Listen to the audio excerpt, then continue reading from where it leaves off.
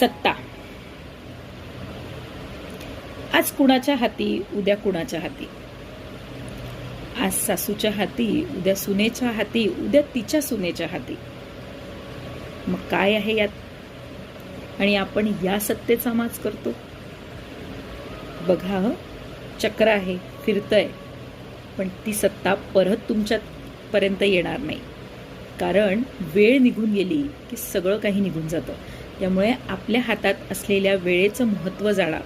जर का तुमच्या हातात आत्ता सत्ता असेल ना, ती पॉवर असेल ना, त्याचा योग्य ठिकाणी वापर करा. ती पॉवर वापरा चांगल्यासाठी, इतरांच्या चांगल्यासाठी, समाजाच्या चांगल्यासाठी, कल्याणासाठी, स्वतःच्याही कल्याणासाठी आणि इतरांच्याही कल्याणासाठी.